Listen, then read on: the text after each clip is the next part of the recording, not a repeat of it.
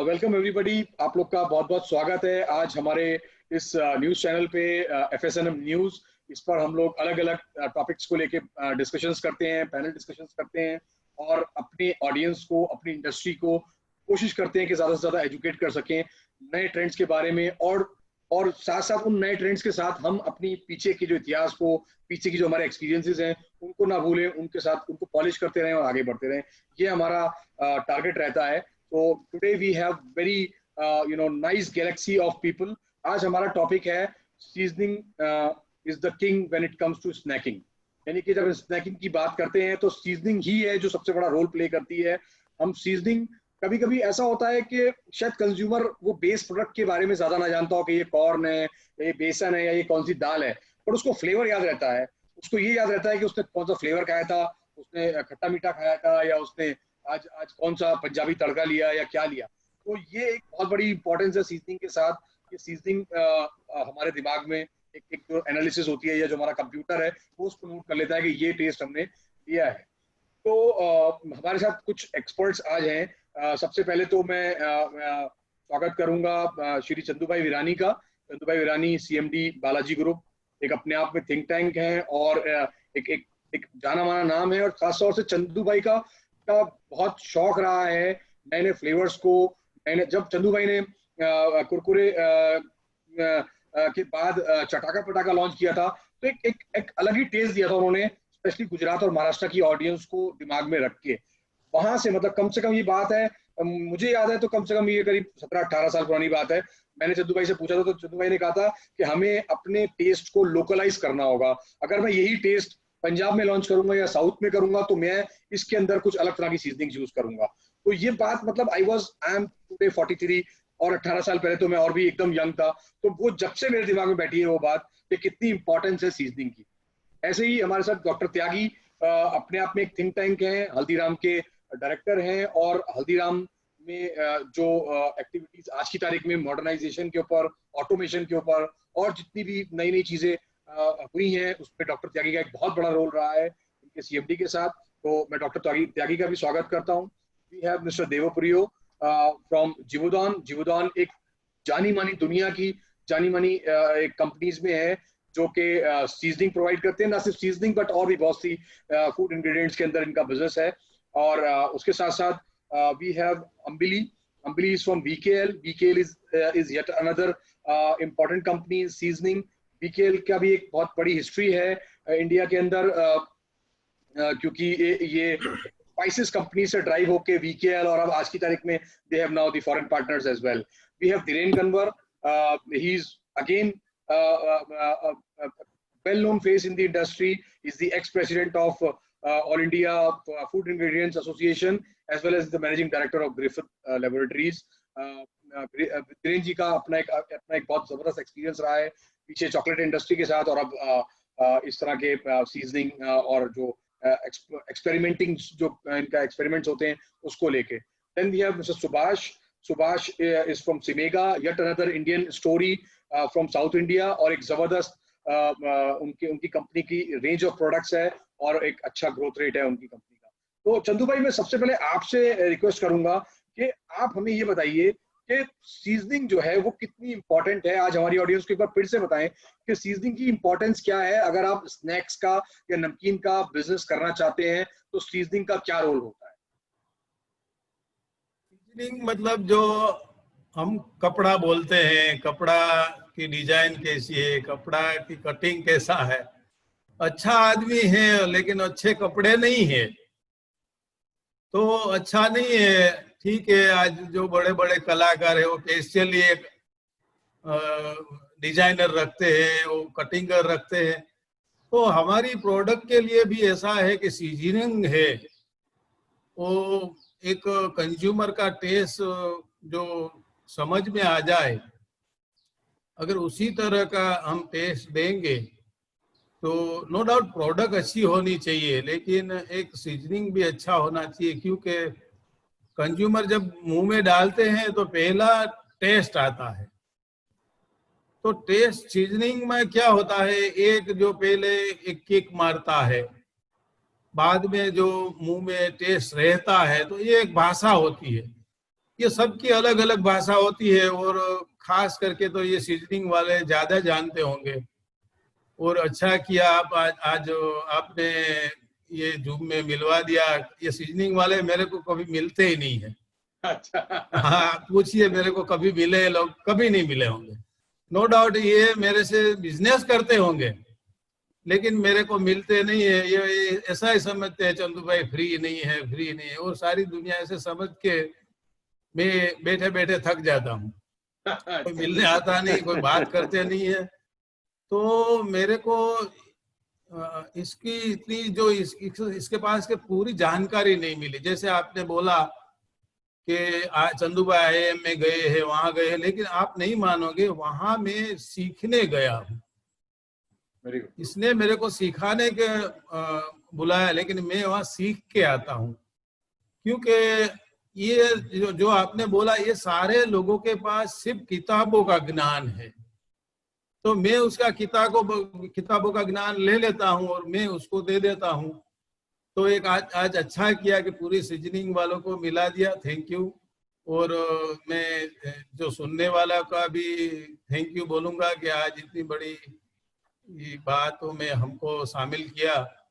तो सीजनिंग है एक हमारे जो मुंह में पसंद होना चाहिए, क्योंकि पहली बात होती है टेस्ट। बिल्कुल। और आज समय बदल गया है, क्योंकि सबको नया नया कुछ क्या आया है, क्या टेस्ट है। ये नई जनरेशन ऐसी आ गई है। तो समय के साथ टेस्ट में जो कंज्यूमर बदल रहा है, उसके साथ हमको बदलना चाहिए। तो जो बदलेगा वो समय के साथ चलेगा, और नहीं बदलेगा वो समय उसको छोड़ के आगे निकल जाता है।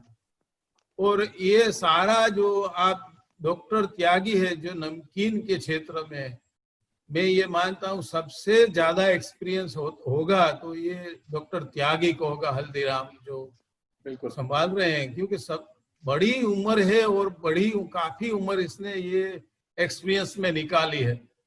तो मेरी, आपने बोला डॉक्टर त्यागी के ऑफिस में सीजनिंग होगा, मेरे ऑफिस में तो कुछ होता ही नहीं है। लेकिन एक मैं खुद बनाया है ना मैंने, तो थोड़ा मेरे पास पुराना ज्ञान है कि जो पहला हमको टेस्ट आता है, टेस्ट में किक लगता है। तो एक ये है, एक बाद में जो एक धीमा धीमा टेस्ट रहता है। तो ये सादी भाषा जो प्रैक्टिकल है वो मैं बोलूंगा कि ये दोनों चीजें होती है। और जो समय के साथ साथ क्या बदलाव करना चाहिए, ये तो मतलब छोटी छोटी बातों में हम डीप में जाते रहेंगे तो समझते रहेंगे, तो उसके हिसाब से जो सीजनिंग सुधारते रहेंगे तो कंज्यूमर के साथ रहेंगे। तो सीजनिंग की भाषा मोटी मोटी बात ये होती है। बिल्कुल। धीरेन्द्र जी, यही सवाल मैं आपसे करूंगा, कैन यू प्लीज ले further foundation of this discussion कि सीजनिंग की क्या इंपॉर्टेंस है।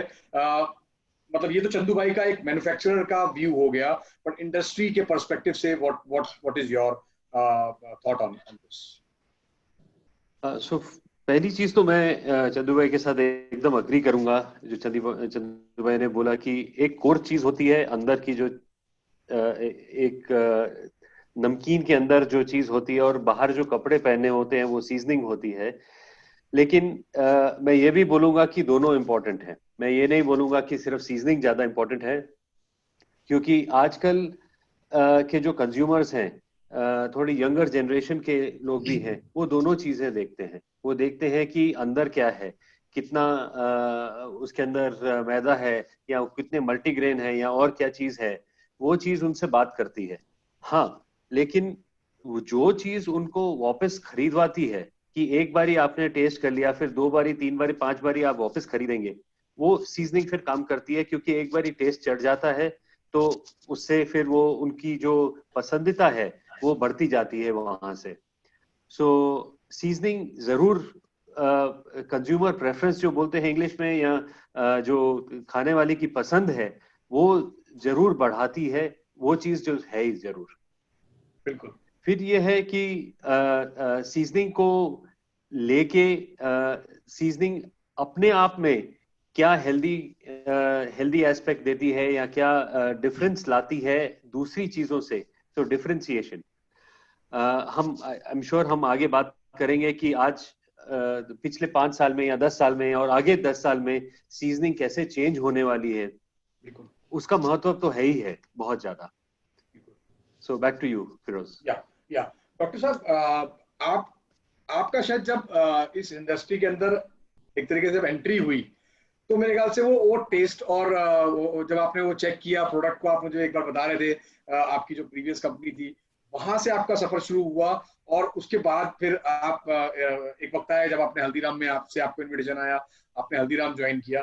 तो आप क्या मानते हैं डॉक्टर साहब के, क्योंकि आप लोग की एक बहुत जबरदस्त स्टडी होती है कंज्यूमर के ऊपर, जब भी आप कोई प्रोडक्ट लॉन्च करते हैं तो ना सिर्फ आप अपने प्रेफरेंसेस को देखते हैं बट आप टेस्ट मार्केटिंग में बहुत बिलीव करते हैं।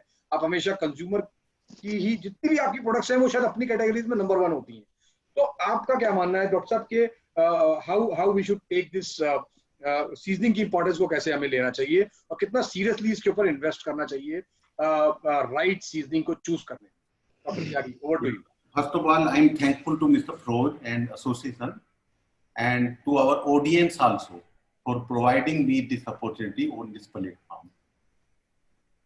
मैं आपको बिल्कुल एक चंदू भाई नमस्कार और मेरे साथियों को भी नमस्कार। एक आपको मैं बहुत प्रैक्टिकल सीजनिंग का एक्सपीरियंस शेयर करना चाहूंगा जो मेरे हिसाब से पूरे प्लेटफॉर्म ऑडियंस को अच्छा लगेगा। मैं यहाँ साइंस डिस्कस नहीं करना चाहूंगा because this is not a science platform, correct, it is a very basic business platform. I was working with a multinational company and United Biscuit Empire, and after United Biscuit Empire, that was my first Indian company, Uncle Chips. I have done MTech, then MTech. I gone to the United Biscuit Empire. I was the exposure of 5 years with the multinational company. Then my first company Indian was the Uncle Chips. जब Uncle Chips की हमने कमान संभाली तो हमारे साथ सबसे बड़ी problem ये थी कि वहाँ प्रेमनाथ मोगा की गोल्डन किस्म आती थी। कोई अगर रिकॉल कर रहे हो नंबर 1 थी, 90% मार्केट शेयर उसके पास था, जस्ट लाइक ए मैगी। और हम चिप्स भेजते थे, हमारी उसके सामने बिकती थी। मॉडल बड़ा सिंपल था कि क्लासिक साल्टेड प्लेन वेपर हम बनाते थे, classic salted plain wafer Premnath Moga वाले गोल्डन किस्म वाले बनाते थे। उस टाइम पे हीट सीलेबल बीओपीपी में पैक करते थे, इसमें एयर रिटेन नहीं होती थी और 4 महीने की लाइफ थी। Then internally we have discuss with our chairman and MD, और उसमें ये डिस्कस निकालना था कि हम गोल्डन किस को ओवरटेक कैसे करें। ये क्योंकि प्रोडक्ट हम रखेंगे, हमारी ओवरटेक नहीं आएगी, तो हमारा नाम नहीं है, हमने जैसे स्टार्ट किया है। तो then I suggested to the management कि हम अपना रूट बदल दें, रास्ता बदल दें।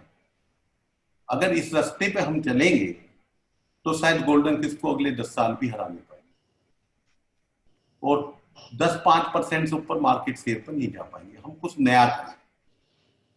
अब एग्जाम्पल आई क्या नया करें? चिप्स तो चिप्स है, क्योंकि आज तो टेक्नोलॉजी बहुत डेवलप हो गई है। मैं 32 साल पुरानी बात बता रहा हूँ, 1988 की, 32 ईयर्स ओल्ड, जब सीजनिंग पे भी टेक्नोलॉजी नहीं होती है, मतलब बहुत कम, रेयर, बहुत आप समझो माइनर हाउस थे। और सीजनिंग का अगर मैं अपने एमडी साहब से जिक्र करता था, बोलो क्या होती है सीजनिंग, क्या करना उसका, तो उस टाइम पे व्हाट आई सजेस्ट, अगर आपने एक अंकल चिप्स के प्रोडक्ट का नाम सुना होगा, that is known spicy treat. That was my first innovation in the chips industry. तो हमने क्या किया, प्लेन वेपर से दिमाग हटा दिया, रिपिल कट लाए 1988 में। रिपिल्ड कट, वो पहला कट हमने आर्सल के साथ यूएस से R&D करके एक नया कट बनवाया कि हमें वेफर नहीं चाहिए, हमें दूसरा कट चाहिए। दूसरा हमने पुदीना चटनी, क्योंकि नॉर्थ इंडिया में जैसे गुजरात में कुछ अलग चलता, नॉर्थ इंडिया में अलग चलता, साउथ में अलग चलता, तो I have really served the north India and found यहाँ सबसे फेमस जो चटनी है वो पुदीना चटनी है। राइट। तो what we have done, we have taken the rippled vapor, put the podina chutney's actual seasoning inside that at that time and put the nitrogen and make the packet just like a bubble. आप देख रहे हैं उसी दिन से ये air की कहानी इस इंडस्ट्री में शुरू होगी। अब उससे नाइट्रोजन फिल करने से 2 फायदे थे हमें, मतलब it was a very scientific analysis, ऐसा नहीं कि तुक्के में मार दिया कि पहला तो हमें नाइट्रोजन फिल करने से हमारी कॉस्ट बढ़ रही थी, हमें मालूम था, पर हमें दो बेनिफिट थे। एक तो फ्रेशनेस, कि 4 या 6 महीने तक आपकी प्रोडक्ट फ्रेश नजर आएगी as compare to without nitrogen. Nitrogen उस टाइम पे कोई जानता नहीं था। दूसरा हमें फायदा था कि वो ट्रांसपोर्टेशन के दौरान ब्रोकन नहीं होगी, it work as a cushion. Third था हमारा कि हम गोल्डन किप से अलग देना चाहते थे, तो हमने पुदीना चटनी सीजनिंग डेवलप, सीजनिंग इसी विद द लाइक हमने इसमें फिलर भी यूज करा, लिक्विड फ्लेवर भी डाली और मसाले भी डाले, तो इसीलिए कॉम्बिनेशन में जो आज की डेट में सीजनिंग बनाते हैं, जब उस पर हमने सीजनिंग करी तो सीजनिंग के बाद फिर हमने उसे मार्केट में लॉन्च किया। तो उस टाइम पे जब सीजनिंग को कोई नहीं जानता था, 32 साल पुराने टाइम पे, believe me, spicity was super hit in the market, जबकि उसका प्राइस हमने 25% हायर रखा है as compare to Golden Kips. जब हमें लगा साल भर में कि ये सुपर हिट कर रहा है, तो immediately, because uncle ji belong to Amrit Vanaspati, immediately we start the Pan Diary campaign on the TV and total blast the market. So that is the origin from the Uncle Chips. तो सबसे पहली चीज मैं summarise ये करना चाहूंगा कि सीजनिंग से नाता मेरा 32 साल पुराना है, और उसके साथ साथ उसके बाद हमने अंकल चिप में ही काफी डेवलपमेंट करी, सांबर मसाला भी लाए, टोमेटो मसाला भी लाए, तो उसकी सारी कहानी सीजनिंग के पीछे थी। पर इसका मतलब ये नहीं है कि सीजनिंग ही कंपनी चला सकती है। मैं आपको अपने 36 साल के एक्सपीरियंस में ये शेयर करना चाह रहा हूं कि seasoning is one of the key part of the product, but it is not a king of the product. Number one, ये अच्छा है कि भी सीजनिंग आपकी अच्छी होनी चाहिए, ये तो आपकी एक मैंडेटरी रिक्वायरमेंट है कस्टमर की, ये हमने कोई एक्स्ट्रा ऑर्डिनरी नहीं कर दिया, क्योंकि उस टाइम पे एक्स्ट्रा ऑर्डिनरी था 1988 में। आज की डेट में सीजनिंग एक हमारी एसेंशियल रिक्वायरमेंट है, this is not a innovation. आपको अच्छी अच्छी सीजनिंग डेवलप करनी पड़ेगी, ये कस्टमर की नीड है और ये आपकी मिनिमम क्वालिफिकेशन है। उसके सीजनिंग के बाद आपकी प्रोडक्ट की टेक्सचर एकदम बढ़िया होनी चाहिए। अगर टेक्सचर की साइंस को आप देखेंगे तो आपकी 3 प्रोडक्ट में 3 टेक्सचर नजर आएंगे। भाई आज चिप्स ही देखिए, ना ज्यादा मोटा होना चाहिए ना ज्यादा पतला होना चाहिए, परफेक्ट होना चाहिए। अगर आप क्लासिक साल्टिन बना रहे हैं तो आपकी पोटेटो नेस आनी चाहिए, इसलिए हम ब्लांचिंग यूज नहीं करते जिससे पोटेटो नेस आए। एक जो चंदू भाई ने बताया कि बाद में टेस्ट लेना चाहिए, इसको सीजनिंग टर्म्स में बोलते हैं लिंगरिंग टेस्ट। तो अगर आज किसी ने फ्लेवर खाई तो उसको याद होनी चाहिए, याद कैसे होगी, जब उसका लिंगरिंग टेस्ट आएगा। तो डेफिनेटली सीजनिंग का एक महत्व है, पर उसके साथ साथ प्रोडक्ट की टेक्सचर का भी महत्व है, प्रोडक्ट की अपीयरेंस का महत्व है। प्रोडक्ट के अंदर आप क्या यूएसपी दे रहे हैं, आप आटा यूज कर रहे हैं या मैदा यूज कर रहे हैं, कौन सा तेल यूज कर रहे हैं, डालडा यूज कर रहे हैं या रिफाइंड ऑयल यूज कर रहे हैं, ग्रेन कौन सा यूज कर रहे हैं। By grace of the god आज की डेट में हमारे जितने भी नमकीन है, ये इटसेल्फ इज हेल्थी। सिर्फ हमारी इंडस्ट्री ने इसको अटैचमेंट नहीं करा है, लार्ज स्केल पर नहीं करा है। Take the example of moong dal, it is high protein, 18% oil and very good tasty. तो ये मतलब और प्रोडक्ट के मुकाबले तो मोस्ट हेल्दी है। जब चने दाल की एग्जांपल ले लीजिएगा, बिल्कुल आज चाहे और भी एग्जांपल ले लीजिएगा, जो नमकीन, क्योंकि नमकीन ज्यादातर 80% दालों से बनता है, और हम सब जो जानते हैं कि दाल हेल्दी भी है, टेस्टी भी है, उसकी टेक्सचर भी बढ़िया है। राइट। तो आज कस्टमर को हमें सीजनिंग भी देनी है, कस्टमर को हमें टेक्सचर ऑफ प्रोडक्ट भी देनी है, कस्टमर को हमें हेल्थ बेनिफिट भी देना है, कस्टमर को हमें एक लिंगरिंग एक्सपीरियंस भी देना है। तो कस्टमर तो एक सारा है। तो प्रोडक्ट का अगर हम डिजाइन करें, इंजीनियरिंग करें, तो इट कंट्रीब्यूट एवरीथिंग। राइट। उसके बाद फिर आपका मार्केटिंग साइंस आती है, डिस्ट्रीब्यूशन आता है, आपकी प्रोडक्ट अवेलेबल होनी चाहिए, आपकी रेंज सेलिंग होनी चाहिए, आपका रिटेलर आपसे खुश होना चाहिए, आपका डिस्ट्रीब्यूटर आपसे खुश होना चाहिए। तो वैसे तो मैं चंदू भाई को गुरु मानता हूँ, और उनसे कई बार मुझे चांस मिला है उनसे इंटरेक्शन करने का, बहुत अच्छी अच्छी बातें सीखी है। वो तो उनकी मानता है कि कोई कह रहे हैं कि मैं इसमें बहुत ज्यादा एक्सपीरियंस हूँ, पर मैं डेफिनेटली आज हमारे चेयरमैन साहब हो गए, आज हमारे चंदू भाई हो गए, आज हल्दीराम विजय यूनिवर्सिटी, यहाँ 2006 से लेकर आज तक मैंने एनएट लर्निंग की है। बहुत मजा आया और कई नई बातें मुझे आज मालूम पड़ी, क्योंकि मैं तो सिर्फ आप लोगों को देख देख के ही सीखा हूँ.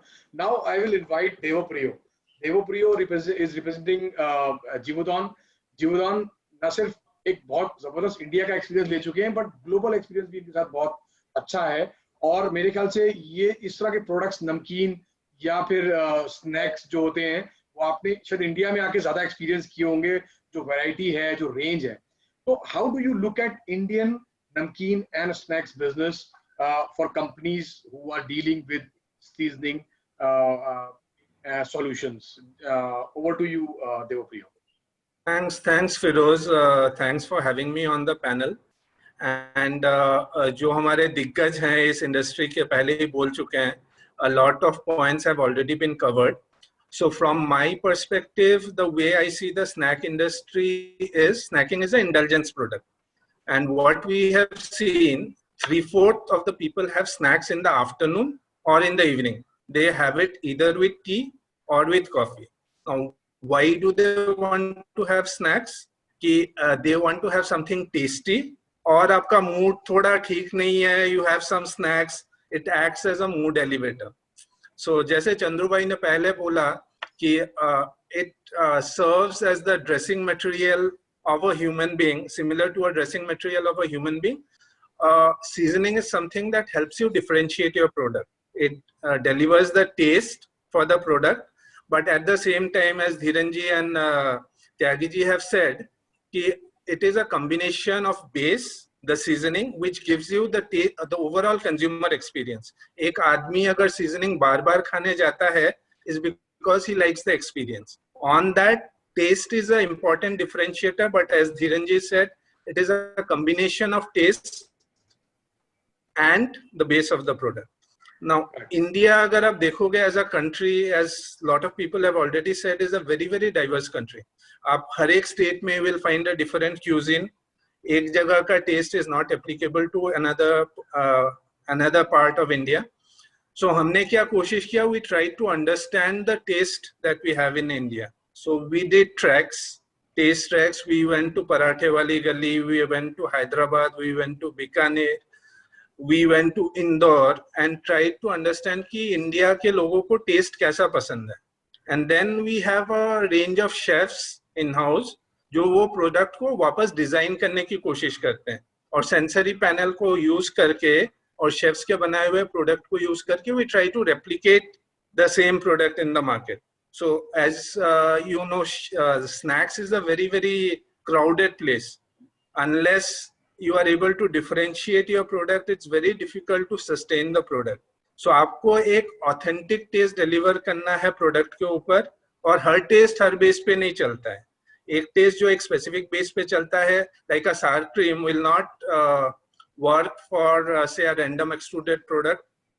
But it works very well for chips. So different product categories के लिए we try to design products, and what we try to do is understand the taste preference. As everyone has said, कि India का is a very, very culinarily diverse country. So आपको हर जगह का taste समझ के उसके हिसाब से seasoning design करना है, and that has to marry to the base. So when you have the combination of the base, seasoning, and you understand the culture, culinary culture of a place, I think you will have a winner product. Correct. Thank you. बहुत अच्छा. Let me go to Ambili now.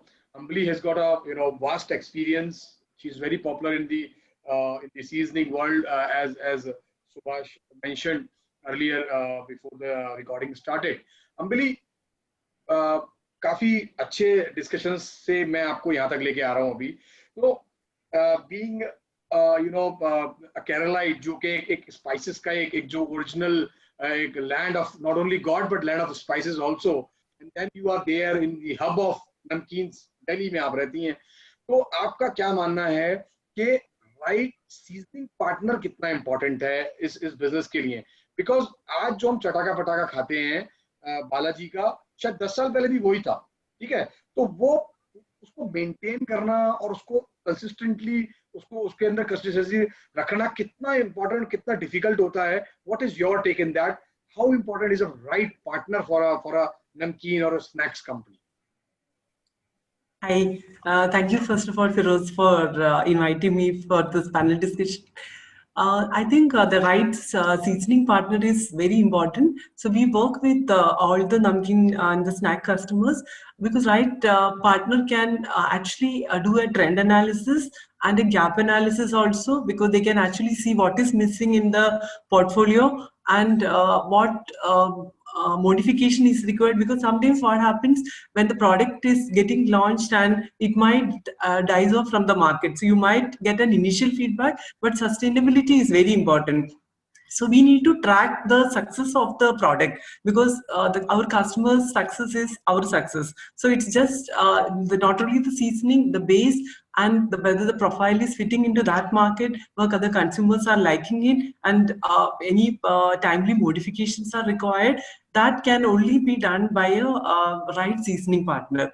And we do this with both Haldiram Sandubhai and Tyagiji knows about it. So once the product gets launched, we do this tracking and give update, the market update. We also get it from the consumer, how the product is performing. And also, we also keep updating the customers about the regulatory updates. Whatever the regulatory changes happening in the industry, the timely update has to be communicated. I know they will be getting the communication from the regulatory body, but it is important you incorporate that also in the seasoning, so that they don't miss anything. So the trend tracking, and the regulatory update, and the gap, filling the gap, that's, I think, most critical. If you have a right seasoning partner, they can do it. Right. My next question would be from Subhash. Subhash is from Simega. Simega has got a very nice, R&D setup back in Kerala, in Cochin, I believe. Subhash, what is your take on R&D part? How these things are developed? What is your mode of application? क्या requirements customers से आती हैं, या आप लोग ready solutions लेके बैठते हैं? How it really works in the win-win situation? एक तो ये होता है कि आपका भी प्रोडक्ट बिकता है और सभी लोग खरीदते भी हैं, लेकिन एक होता है कि एक लेजेंडरी प्रोडक्ट बनाना, कि आपने बालाजी का चटाका पटाका बनाया, या आपने कुरकुरे को डेवलप किया, या आपने हल्दीराम के खट्टा मीठा को डेवलप किया. इन सक्सेसफुल प्रोडक्ट्स के पीछे क्या स्टोरी होती है, कैसे आप लोग इसको इम्प्लीमेंट करते हैं? Subhash, over to you. Thank you, Feroz. Thank you, the team. Thank you very much for the time. Actually, as you clearly asked, there are two ways of development which Simega follows. One is a proactive development based on the consumer feedbacks or based on the market requirements, where we as Devu clearly said, we visit those areas, those places, understand consumer requirements, understand the street foods, understand the dishes. Then we have a panel of chefs where they try to replicate those products into a kitchen. And we have a team of around 25 sensory panelists. Those panelists, they will get all these sensory attributes like top note, base note, the middle notes, and they try to develop this dish or this product into a snack format. We'll give an example of, giving an example of a sambar. Sambar is a dish where commonly everyone knows. But sambar in south, in north, in west, everything is different. So we have to identify the right profiles of a sambar, like what is the top note, what is the base note, what is the middle note. Then we have to convert that into a seasoning format by using right ingredients. In our R&D side, we have 22 food technologists, 4 chefs, and we have application centers in Cochin as well as in Bangalore, where we do the application, we do the sensory, along with the dish, which we have been targeting to identify the gaps, what are the gaps with the dish and the seasoning. Then the panelists will tell you, now this is the gap, you have to bridge the gap with the other ingredients. We add the top notes basis. Then we make the final product basis the customer requirement. Then we actually, the development will not enter here. When this will send to the customers for evaluation, because their perception is totally different in terms of taste as well as the flavoring. So they will also give us right feedback. Based on that feedback, you have to modify it again, and finally the product has to come. Then the product, once the scale up done, it goes to the consumer, it goes to the market. As Ambli said, We will also track the product. We get the consumer feedback from there as a real consumer, not as a food technologist or not as a seasoning house. We also try to inform those changes into our partners. Then they will, modify those products based on the customer requirement. Then finally, if the product is done into that cycle and just pass through that cycle, definitely the product will win in the market. Right. So that is the strategy we currently follow with our partners. Very good. Dhirendra ji, अभी तक जो हमने discussion किया है, एक छोटा सा उसका एक ओवरव्यू आप दे रहे हैं, और आपकी क्या एक्सपर्टीज है, ग्रिफिथ की क्या एक्सपर्टीज है, एक ब्रीफ थोड़ा उस पर भी बोलें. Then I will take my next question based on the international flavors and seasoning tastes coming into Indian market. मैं चंदू भाई से और त्यागी जी से पूछूंगा, तो एक आप अपना एक व्यू दीजिए और थोड़ा अपने एक्सपर्टीज बताइए. Sure. So ग्रिफिथ जैसे आप लोग थोड़े लोग जानते होंगे, ग्रिफिथ 101 साल पुरानी कंपनी है. लास्ट ईयर हमने 100 ईयर सेलिब्रेट किए थे. ये जो एक्सपीरियंस है, ये हम लोग ऑफ कोर्स अमेरिकन कंपनी से शुरू हुई, बट आज ये दुनिया के हर कोने में प्रेजेंट है.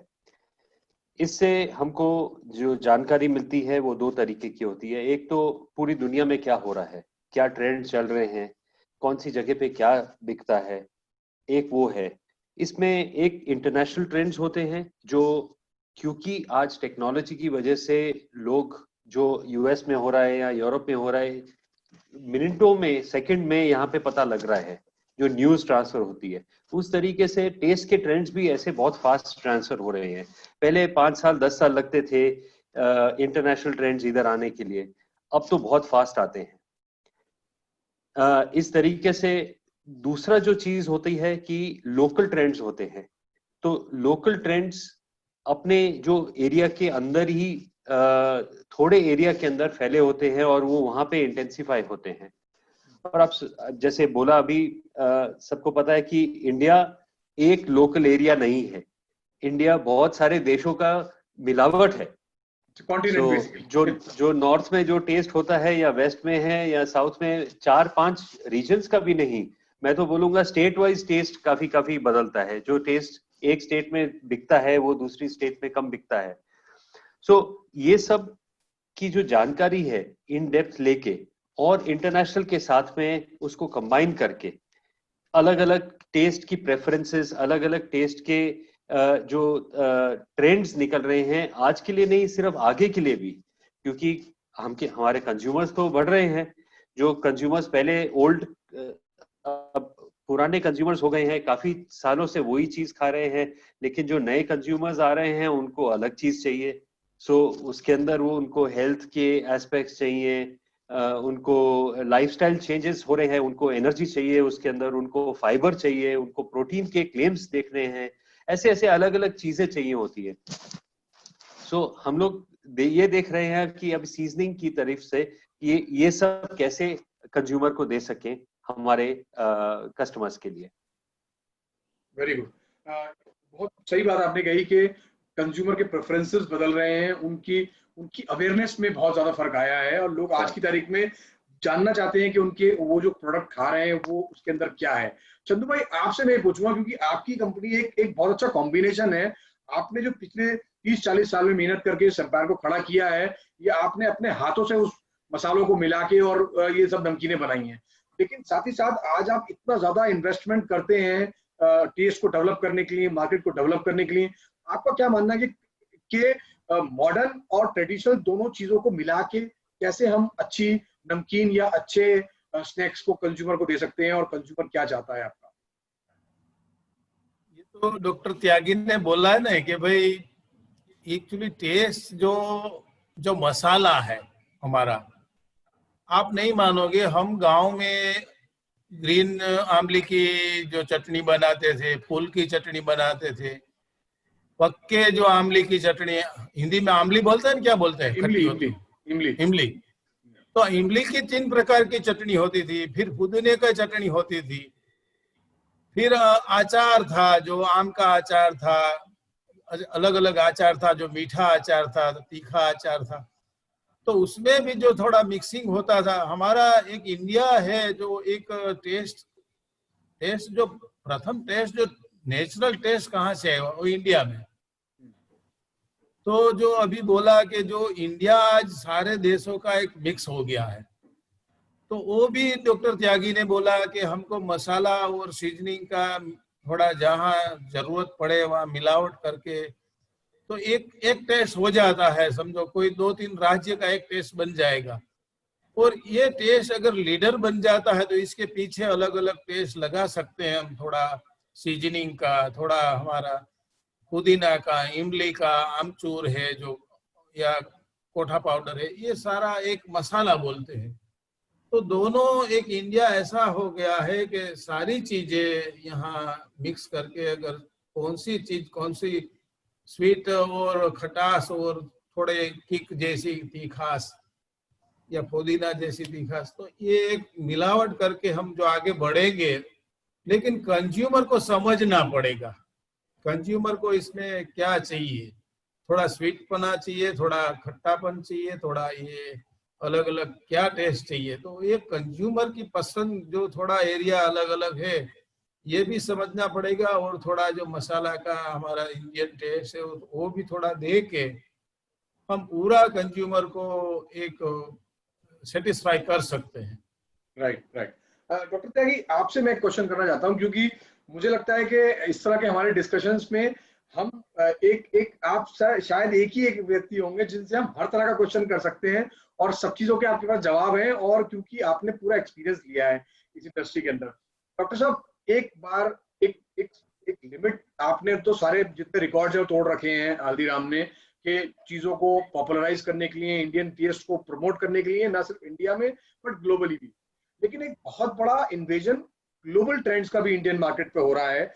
आज हमारे बच्चे बाहर पढ़ के आते हैं, बहुत बड़ी पॉपुलेशन है जो इंडिया की बाहर जाती है, एक्सपीरियंस करती है हर साल नए नए प्रोडक्ट्स को, नए नए फ्लेवर्स को, टेस्ट को, और वो आके इंडिया में उस चीज को कभी कभी ढूंढते हैं।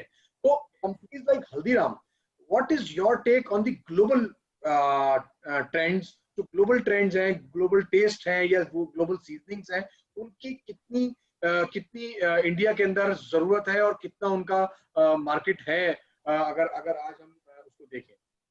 डॉक्टर साहब, जैसा कि मैंने बोला था ना कि आज भी जो हम जैसे नमकीन के अंदर यूज करते हैं, तो ये चीजें किसी नमकीन में 100% मसाले हैं, किसी में combination of masala and seasoning है। ओके। तो सबसे पहला तो हमें ये जज करना पड़ेगा कि हमें कस्टमर के साथ चलना पड़ेगा। राइट। मतलब सबसे पहले जो हर साल या हर 2 साल में हमें एक रिसर्च करनी पड़ेगी, जिससे ये पता चले हमें कि कंज्यूमर हमारी प्रोडक्ट के बारे में क्या सोचता है, और कंज्यूमर को नॉर्थ इंडिया में क्या चाहिए, वेस्ट इंडिया में क्या चाहिए, साउथ में क्या चाहिए, ईस्ट में चाहिए। It is a continuous process, it is a very dynamic process. मतलब जरूरी नहीं है आज जो हमारी टेक्नोलॉजी है वो अगले 5 साल के बाद यूज हो, चाहे वो सीजनिंग की टर्म्स में या प्रोडक्ट की टर्म्स में।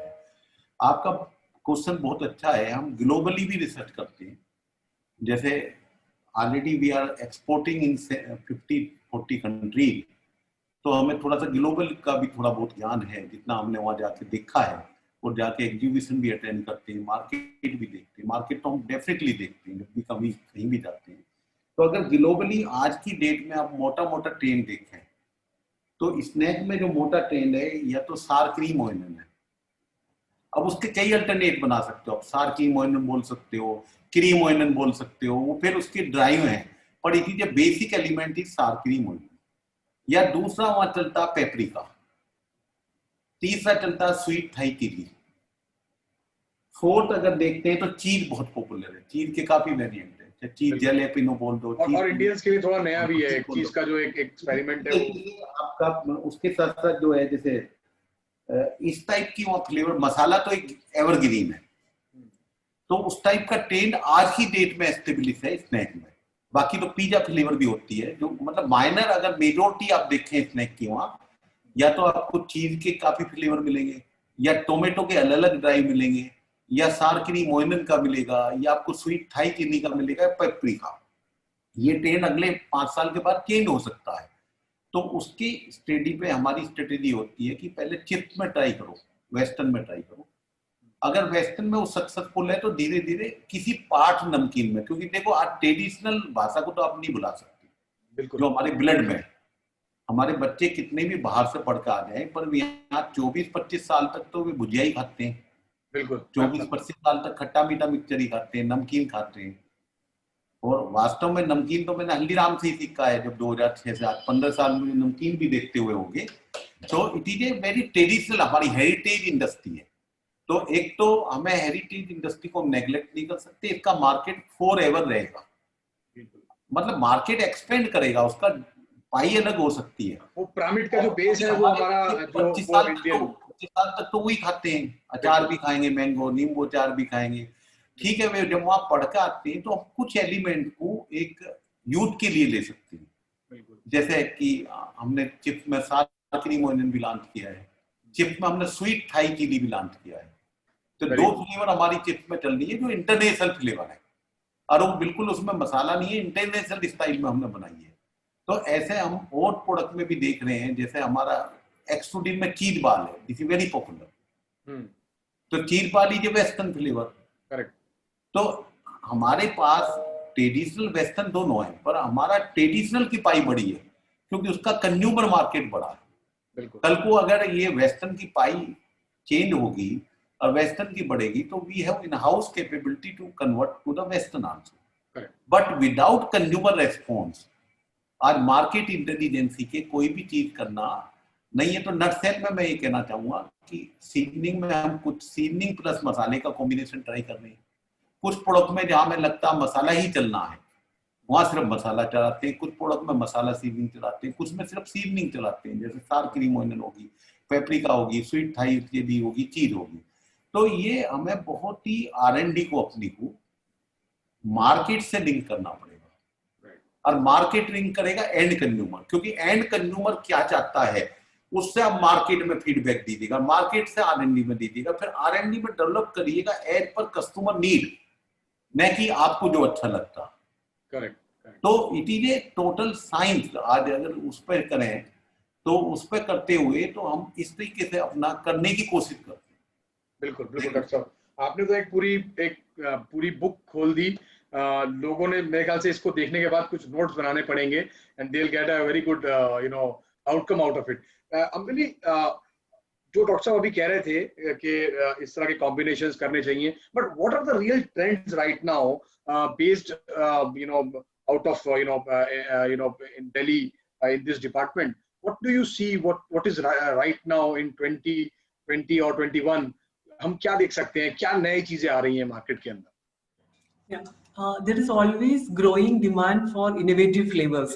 People are always willing to experiment new trends and new flavors. And anytime when we go to a customer, first thing they ask is what is new.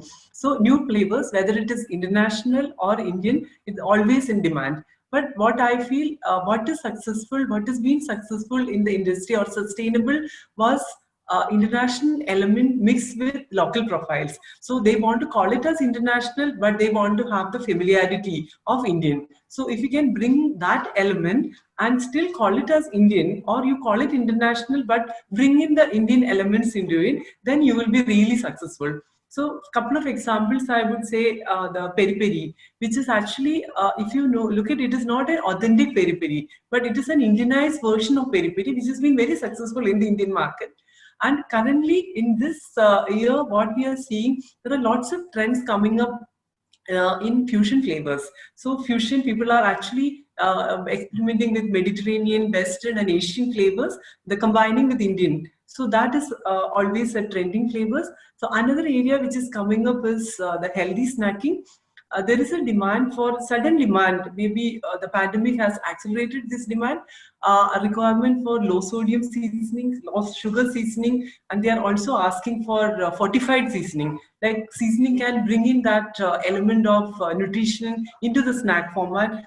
We can add vitamin premixes in the seasoning, and people are also asking for immunity boosters in the seasoning. So we have been working with spice-based immunity boosters so that we can incorporate that without changing the profile of the seasoning. So there has been lots of demand coming up in that area. And there is also demand for natural, organic, low sodium seasoning. So that is always a trending flavors. So people are always experimenting with Mediterranean, Western and Asian flavors, they're combining with Indian. So that is always a trending flavors. And there is also demand for sudden demand. Maybe the pandemic has accelerated this demand, a requirement for low sodium seasoning, and they are also asking for fortified seasoning. So there is a and the clean label products. This is also an upcoming trend, especially in the coming months. You will see more and more products getting launched with clean label and the natural with natural label. So these are a couple of the main trends, and also people are experimenting on, like, baked snacks are also coming as a major trend, or air pop snacks or baked snacks. It's in demand. So we just have to flavor it in the right way without, but nobody wants to compromise on the indulgence factor. So they just want to have the, while they want low sodium, but they don't want to compromise on the salty feel. So we are actually, we have developed technologies to cater for that segment by using modulators, which can actually balance the salt and sugar and the umami taste without like adding much of salt or sodium in the seasonings. So this is coming up as an upcoming trend, where it was there in the Western world. This has been trending for quite some time, but this is coming as an upcoming trend in India. Well, thank you so much. Subhash, you are one of the very authentic Indian, company in the business and from the land of Kerala, जो कि spices का एक पूरा hub है. What do you see in, अभी हम तो बात कर रहे हैं foreign invasion जो इंडिया में हुआ है और उसका बड़ा जबरदस्त combinations की. What is the Indian flavors doing in the global market? Do you have something to share where, because हमारे यहाँ से तो spices, from the last 1,000 or 2,000 years, we have been exporting spices to the world. But what about the seasoning going from India and catering to the global market? Can you share some of your experience in brief? Rose, actually, in this segment, we definitely see a challenge, especially the palette of Indians, the spicy flavors, the ingredients used. In most of the cases, actually, it works in countries like Southeast Asia, probably Pakistan, or those countries it will work. But if you consider countries like US, Europe and all, those flavors are not working. Other than traditional, the namkeen taste, but that is mainly for the Indian population. But if you see the population of abroad, I mean the UK and US or any other countries, the Indian taste profiles, they won't be able to accept as such. We also do export to different countries, but we have to fine tune a lot to make a right taste to those countries. If you consider a taste like piri-piri, what Ampli mentioned, piri-piri which sells in Europe is totally different from what currently here. They don't need such aroma, they don't need such more garlic note, they don't need such spicy pungency and all. So we have to fine tune a lot towards to get that taste profiles, and it is a very tedious process because sending samples there, identifying their feedbacks, getting modifications here. It is very, very challenging, especially once it comes to snacking format. I'll give you an example. We used to export a street chaat seasoning to UK. But in that seasoning, there are a lot of changes has been made. Finally, they have asked us to remove black salt from the recipe. You can see a chart without a black salt. So that is a type of taste profiles which the export market is looking into. We can target to customers, which is an Indian customers, that can be done. But for the customers, which is locally for UK or Europe or any other countries, it is too difficult. Then this is the biggest challenge as a company like Indian-based company to develop seasoning for that particular market. We can focus on countries like Pakistan, Sri Lanka, Bangladesh, and Nepal and all, because these are all palatable, which is almost close to Indians. Other than that, it's too difficult to get those markets. Okay. Devapriyo, as everybody said, it's a crowded market, and for companies like you who are not only serving Indian market, but the global market as well. How do you manage this, and how important is to stick with that, with that speciality for a manufacturer, so that, they can survive for a longer period. So, आपका क्या take है इसके ऊपर, क्योंकि काफी एक product को दूसरे प्रोडक्ट से डिफरेंशिएट करना कभी-कभी मुश्किल हो जाता है. मैन्युफैक्चरर्स के लिए कैसे आप लोग हेल्प करते हैं उनको इसको डिफरेंशिएट करने में और उसको इनोवेट करने में, फिर उसको कंसिस्टेंटली आगे कंटिन्यू करने के लिए? Okay, thanks Firoz. सो अगर आप ग्लोबली देखोगे, what we have been able to identify is there are 7 different mega trends. now this mega trends are across categories, सिर्फ snack के लिए नहीं है, हर एक category के लिए. Out of this, there are 3 trends that are applicable to India. And based on that, then you can have micro trends. So the first trend I would like to tell you about is the human connection. जैसे चंदू भाई ने कहा इमली का चटनी, या फिर त्यागी जी ने कहा पुदीने का चटनी, these are human connections. जो एक बंदा एक जगह पे है, वो बंधा हुआ है उस प्रोडक्ट से. So this is the first mega trend that we observe. Second, what was brought up by Dhiranji early in the discussion is layered wellness. आज की पब्लिक जो है वो चाहती है कि मैं जो खा रहा हूँ कितना हेल्दी है. त्यागी जी ने बोला our traditional snacks being based on grams and dals are very healthy. So the consumers are getting more and more inclined towards healthy product. And the third category that we see is crafted identities. So आपकी जो young generation है, everyone is a rebel. Everyone wants to craft an identity of himself. So he goes for the bold products. And as a lot of people have said, the international trends are acceptable to India. But at the same time, हमें ये समझना पड़ेगा कि India, from the point of view of cuisine, is very diverse. So we try to marry the international trends or international products and the local products. And as Amli said, if you're able to create a product which is a unique balance of the international and local products, this is something that will be a blockbuster for you. So this is the first thing. The second thing is cross-category influence is a big thing. आज की जो young generation है, they are exposed to the QSRs or to the restaurants and products which do well there. कोशिश ये करते हैं कि किसी तरह उसको replicate कर पाए in snacks. Now this is only for a targeted audience who are young and are bold and are ready to experiment. If you ask me in India, अगर आप किसी को नया flavor लेके जाओगे, 50% of them will agree to try a new flavor. So in this, you can have influences like Ambili said, peri-peri, you can have vinegar. Dairy is something that India is very used to. So you can have cream, you can have cheese, you can have ranch, different kind of dairy flavors are used. Vinegar, chili from different origins.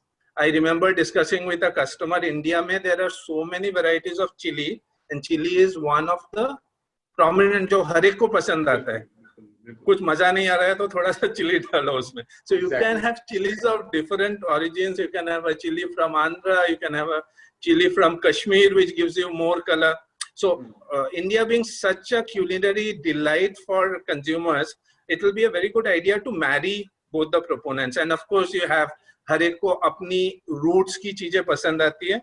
Then you have health and wellness, and then you have the bold products. Correct. So once you have this, addressing these 3 categories, I think you have got most of the customers covered here. Very nice. We are already shooting our time, और इतना interesting discussion हो गया है कि we can talk. अभी doctor साहब को भी बहुत से questions मेरे दिल में थे पूछने के लिए, लेकिन time बहुत कम है. एक last question धीरेन जी आपसे करूँगा, उसके बाद चंदू भाई से और डॉक्टर साहब से एक थोड़ा सा हम लोग डिस्कस करेंगे, फिर बंद करेंगे. धीरेन जी, एक छोटा सा बीच में एक डॉक्टर साहब ने जब ट्रेंड सेट किया था इस चैट का, तो उसमें उन्होंने मेंशन किया था हेल्दी स्नैक्स. आज अगर हम हल्दीराम के किसी लेटेस्ट स्टोर में जाते हैं तो इन्होंने एक पूरा कॉर्नर क्रिएट कर दिया है हेल्दी स्नैक्स का, रोस्टेड स्नैक्स का, और एक बड़ा अच्छा उसका डिमांड और एक उसकी एक ग्रोथ आ रही है. What do you see? Griffith क्या देखता है इस पर्टिकुलर मार्केट के लिए, और आपके पास क्या सॉल्यूशंस हैं? एक थोड़ा ब्रीफली अगर आप उसको एक्सप्लेन कर दें तो फिर मैं इस चीज को आगे बढ़ाऊं. Sure, thank you Firoz. उसके लिए आपने सही कहा. I think Haldiram and Balaji दोनों के पास जैसे प्रोडक्ट्स हैं और जो चेंज हो रहे हैं. मेरे पास कुछ फोटोग्राफ्स हैं जो मार्केट स्टडी से आए हैं. Not just new products, I think traditional products भी जो हल्दीराम के मैं देखता हूँ, मसाला काजू है या सॉल्टेड पीनट्स है, उसके ऊपर भी थोड़े क्लेम्स आने शुरू हो गए हैं rich in protein, trans fats के लिए. ऑफ कोर्स उनके जो नए प्रोडक्ट्स हैं, पॉपिट्स हैं, उनके ऊपर और भी अलग क्लेम्स आते हैं, और वो प्रोडक्ट्स जो हैं वो नए जनरेशन्स के लिए बिल्ट हैं. सो ये चेंज ऑलरेडी देख रहे हैं हम. अब कंज्यूमर की तरफ से क्या चेंज देखते हैं और कंज्यूमर क्या देख रहा है? हमने थोड़ी देर पहले बात की इंडल्जेंस के लिए बारे में. कि इंटेलिजेंस है, टेस्ट जरूर चाहिए। देवो ने अलग अलग तरीके से बताया कि क्या क्या इवॉल्व, क्या क्या टेस्ट पास में आता है, लोगों के क्लोज है और कहाँ से इन्फ्लुएंस आता है।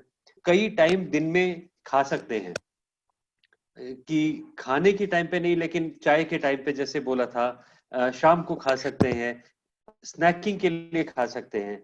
लेकिन एक नई तरीका है जो माइंडफुल स्नैकिंग बोलते हैं। माइंडफुल स्नैकिंग एक्चुअली मील रिप्लेस कर सकती है। सो ऐसे प्रोडक्ट्स हैं जो आपके मील के अंदर आ सकते हैं, लंच के अंदर, डिनर के अंदर, नाश्ते के अंदर आ सकते हैं। और वो तरीका जो अगर स्नैकिंग का ले जाएं तो उसमें बहुत बहुत स्कोप है। सो हम जो अभी काम कर रहे हैं वो इस तरीके से सीजनिंग बना रहे हैं, इस तरीके से प्रोडक्ट्स बना रहे हैं, और इवन आइडियाज जो हैं प्रोडक्ट के वो माइंडफुल स्नैकिंग की तरफ है, जो मेन स्ट्रीम के अंदर लेके जाएं। राइट। सो उससे काफी ग्रोथ होती है। ऑफ कोर्स क्लीन लेबल, लोग अपनी केमिकल्स निकालना चाहते हैं। आजकल लोग आगे का लेबल जरूर पढ़ते हैं और पीछे पलट के पीछे का लेबल भी आजकल काफी पढ़ते हैं कि प्रोडक्ट के अंदर है क्या। तो वो लेबल जितना छोटा हो, उसके अंदर जितने कम ई नंबर्स दिखें, फैट देखते हैं, फैट कौन सा है उसके अंदर। अगर ऑलिव ऑयल का क्लेम है तो वो उनको पसंद है, बेक्ड है, रोस्टेड है। और दूसरा ट्रेंड आजकल दिख रहा है कि वेजिटेबल चिप्स और फ्रूट चिप्स, चाहे आप सीजनिंग वेजिटेबल और फ्रूट के प्रोडक्ट से बनाएं या आप सबस्ट्रेट ही वेजिटेबल और फ्रूट से लें। तो ये बहुत सारे आइडियाज हैं जो इस तरीके में ले जाते हैं, जो एक्चुअली जो स्कोप है सीजनिंग का वो बहुत एक्सपैंड कर देता है, और प्रोडक्ट का भी।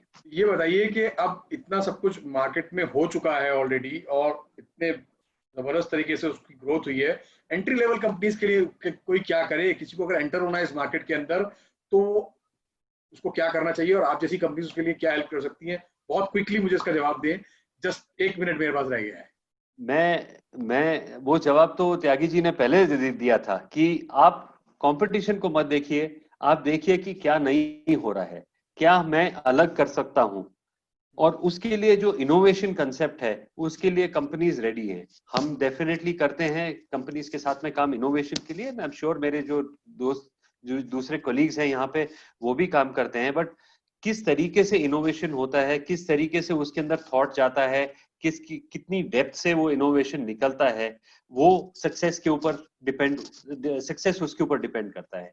लेकिन ये जरूर चीज है, आप सेम चीज कॉपी मत कीजिए। आप नए एंट्री कर रहे हैं, आप देखो कि कंज्यूमर क्या नया चाहता है, क्या डिफरेंट चाहता है, और उसमें हिम्मत रखो, उसमें चैलेंज एक्सेप्ट करो कि मैं कुछ अलग कर सकता हूँ। अभी नहीं, थोड़ी देर में तो डेफिनेटली सक्सेस आपके पास आएगा। बिल्कुल बिल्कुल। डॉक्टर साहब, एक लास्ट वर्ड मैं आपकी तरफ से चाहता हूँ।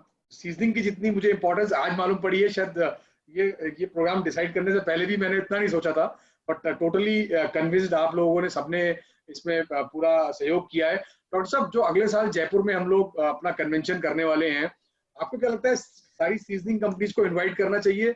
आपका क्या टेक है? और इन लोगों को आज आप अपनी तरफ से इन्वाइट कर दीजिए ताकि ये सब जयपुर आए और हमारे हजारों मेंबर्स से मिले। मतलब guys, you won't believe, you will see at least 4,000 to 5,000 namkeen and snacks manufacturers there in one convention. Doctor sahab, इनको आप अपनी तरफ से ऑफिशियली इनवाइट कीजिए। कोई डाउट नहीं है कि हमें इनको सबको इनवाइट करना चाहिए, क्योंकि ये भी पार्ट ऑफ इंडस्ट्री है और हमारे साथ कंधे से कंधा मिला के काम करते हैं। तो एक तो पहला आंसर है कि इनको डेफिनेटली इनवाइट करना चाहिए। I take this opportunity on behalf of the association to invite all of you, including which are not here. They are about, I think, 30 to 40 seasoning house. तो सभी के लिए अपॉर्चुनिटी है, सभी को हम इनको इनवाइट करना चाहते हैं। इनसे हम डायलॉग करेंगे, इनसे कुछ सीखेंगे, कुछ सिखाएंगे, तो ये बहुत अच्छा रहेगा और एक अपने एग्जीबिशन के लिए भी एक नया एडिशन होगा, नई एज का एडिशन। Thank you. बिल्कुल।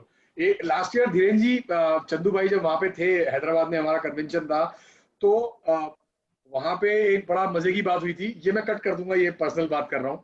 तो एक बड़े मजे की बात हुई थी कि हमारे कैशू बोर्ड के लोग जो थे वो 10-10 किलो की कैशू की माला बना के लाए थे। कैशू की, मतलब फ्लावर्स की जगह कैशूज थे। तो right, I mean they came from obviously Hyderabad के जो आसपास के कैशू बोर्ड्स थे, और वो चंदू भाई को उन्होंने सबने चंदू भाई को और मनोहर लाल जी को और शिव किशन जी को, सबको उन्होंने वो कैशू की माला पहनाई। तो 10 मिनट के बाद चंदू भाई बोले भाई ये तो लगता है माला मेरे को भारी पड़ेगी पहनना।